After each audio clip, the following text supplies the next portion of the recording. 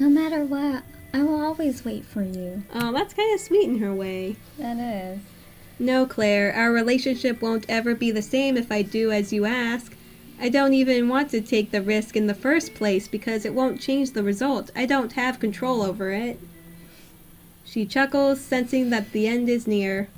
The terror, the fear of her own existence, what she may become without her consent. She doesn't have a definitive answer, at least not an appropriate one. Nevertheless, she finds something funny about it, something that makes her believe the situation at hand is childish. She stands up, gets close to Ciaran, caresses him lovingly, and speaks her heart's desires. Whatever you do, Ciaran, whatever you've done, you will always belong to yourself. Aww. Go, leave the pen behind, learn to improvise. The two of them embrace, tightly grasping one another. Aww. Even if you wish otherwise, your hands will be empty regardless. No matter how beautiful it may look to you. Moonlight is just a reflection of sunlight. Oh, that was poetic in a way. That was actually really good. Oh, he was silent there. Sorry, are you still there? Oh, yeah, go on. I could hear you in the background there. She was there the whole time, right? Yeah, on the phone. Oh, yeah, oops. I was waiting the whole time, hearing them, little snippets of it. Like, what are they doing? Like, oh, I'm jealous of your relationship. Do you remember when you mentioned that one of your neighbors got a package? A package? The one you lost? Yeah, I remember. Get it from her. Consider it your present. Now, do you know what time it is? You said we only have a few hours left, didn't you? Bam, bam, bam. I want that figurine back. I know, the whole thing that caused this whole situation to spiral out of control. Ciaran hangs up wordlessly, leaving Luce to stare at her cell phone in disbelief. I can't believe I had to go over there. She has so many questions. What was that all about? Why does everything have to be weird? Especially earlier, as she waited for him on the phone. She heard everything. I know, everything. There was only silence. Oh, never mind. Stand corrected. If there was only silence, was she put on mute? Because isn't there a mute function on phones? I think. Or they were talking really quietly. The doorbell rings. Ding dong. In front of the door, Luce nervously taps her feet against the floor. She wonders how she's going to justify her visit at this late of an hour. Soon enough, the face of a drowsy and disheveled middle-aged woman appears on the other side of the door. The woman makes an odd sound that resembles an animal's call and asks Luce what she wants. I'm sorry for coming over this late, but it's urgent. I'm a resident from the front building. My name is Luce. I don't know if you know me. We've met before, I think. The woman raises her head, her eyes unmistakably begging the girl to get to the point if she doesn't want to die here and now.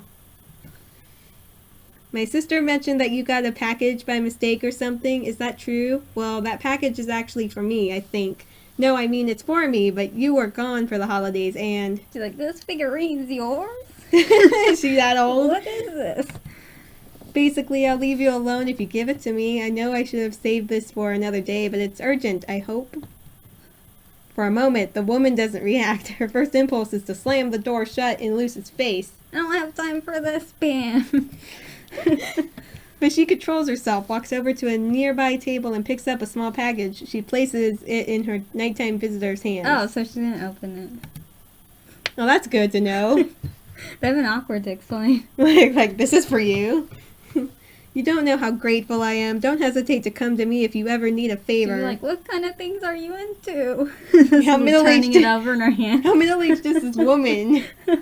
She doesn't finish her sentence before the woman slams the door closed.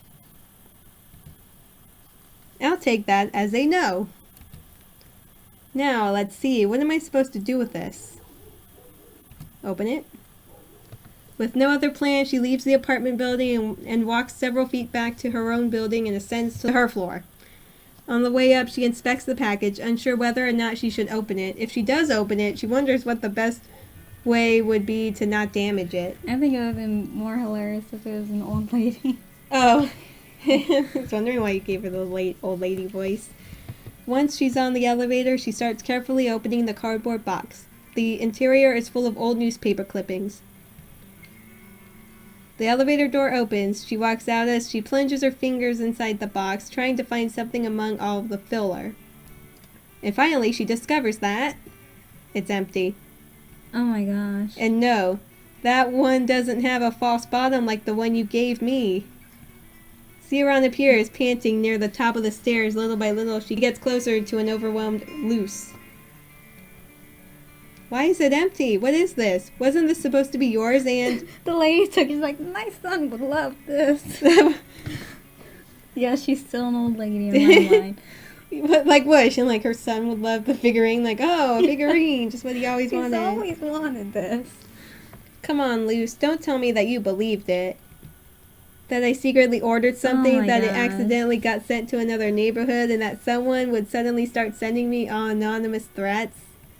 Didn't you want the truth? That is the best proof I can give you. It best explains the situation by itself. That lady is my mom. What if it was? What if it was Ciaran's mom? Ciaran's body rests against the wall, clearly unable to handle the situation at hand. He avoids eye contact. When she starts putting everything together, she can't fully believe it. What are you saying? Why? What is all of this about? Isn't it obvious? A figurine or a statue, the means don't matter. In the end, the story is still the exact same. The important part is that we've met. Everything else was just an excuse I made up so that I could escape if I wanted to. Part of her feels frightened. The other part feels pity. Luce doesn't know where she should look, nor where to stand, but she summons the will to continue. What did you want to achieve? Why me? Why now? Couldn't you have used a normal method like a normal person? I tried, but I couldn't.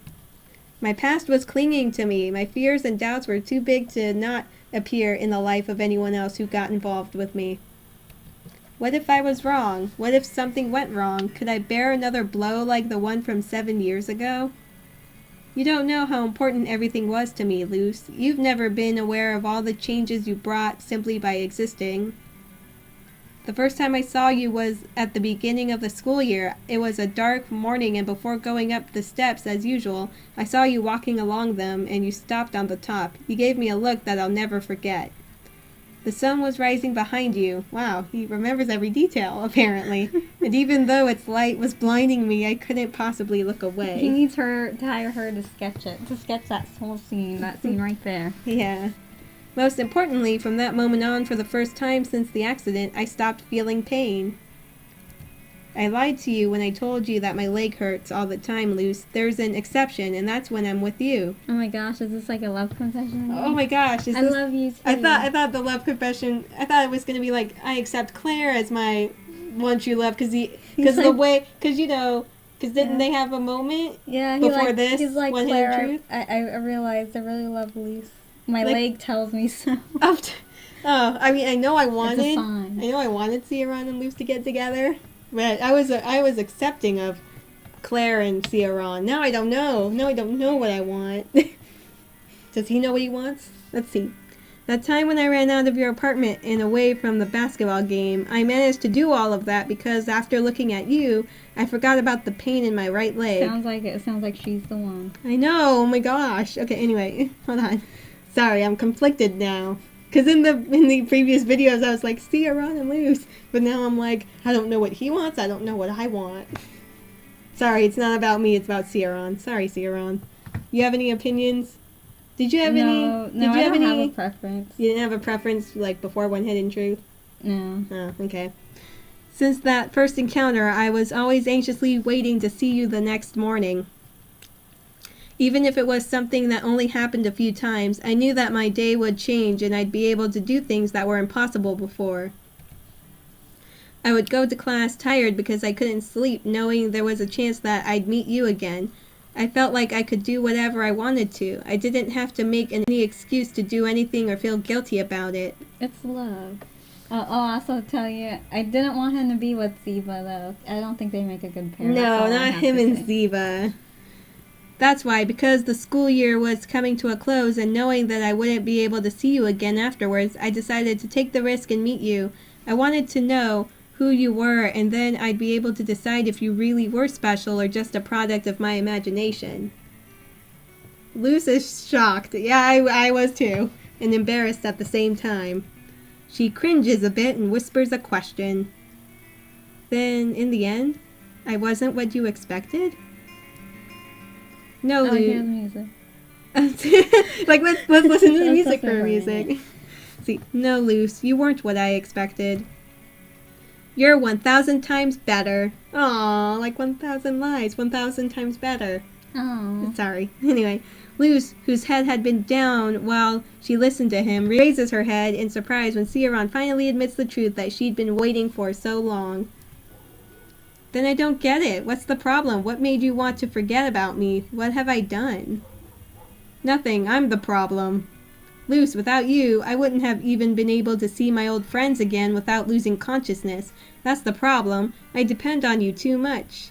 When I told you that I swapped out painkillers for a more natural cure, I was referring to you. I thought I could change my life, return to how I was before, if you gave me the strength to do it. Oh, that's so sweet. Oh. It was on my birthday that I confirmed how I felt about you. I was wondering if they had a moment. Sorry, the pool thing. I mean, you know, pool thing and all that. Sorry. I decided to improvise and do something that I wouldn't have tried any other day. But I got scared. I got scared of ruining the lives of the people that I consider so very important to me. You've never followed any of my predictions. The story I'd planned out was one where I would support and help you forever, where I would dedicate myself to you if necessary, in appreciation of all the things you gave to me. Oh, that's sweet. But I realized that wasn't necessary because you decided to change your life with your own strength. You matured every passing second and took giant steps with every decision you made about your future and your life. I, meanwhile, was still stuck in the same cycle as always, standing still in the same old story. That's why I couldn't do what I wanted to that day at the pool, even though you were there with me. My legs started to react for a second, forcing me to run away once again. I tried to do the same thing on the day that I snuck into your classroom, but once again, I felt like we were drifting apart. I abandoned my idea because I feared that I'd drag you down into the same slump that I was stuck in for so long. Well, that's why he snuck into our classroom. Oh. We didn't know, did we? We were just like, oh, he's being a troublemaker. He's trying to get Luce in trouble. Oh, well, now we know why he snuck in. Okay, anyway. On graduation day, I decided on an ultimatum, the result of which you already know. With her mouth wide open, Luce takes a bit to react. She sighs, puts a hand on her waist, and replies while trying to keep her voice steady. Is that all? Isn't that enough? There's one detail that you haven't explained yet. How did you feel? What did you want to do but couldn't? You really don't know? I can't know if it's coming from you, CR. I can't believe anything about you. I can't even trust your words, so you'll have to show me. I'm here now, right? Show you? What are you saying? Demonstrate whatever it is that you'd wanted to say or do to me. Okay, could have phrased that nicer. Anyway, I want you to forget about everything else and don't back out of it this time. You don't know what you're asking. Has that ever mattered before? You know that, unlike others, I don't mind improvising a little. If the problem is that you fear what might happen to me, then I'll warn you, I'm not easy to persuade. I can't think and make decisions for myself. Oh, I can think and make decisions for myself. I read that. Sorry, I read that wrong. Sorry. If I could do it. Shut up and do it. An empty box isn't a good birthday present. Who do you think you are? He's Ozzy. An empty box would be like, here. Ozzy would totally be like, turned into him. What, the box? Like I was just him the whole time. He tries to keep discussing it, but Ciaran eventually realizes that the two of them will always end up like this. Not once has he managed to sway her opinion.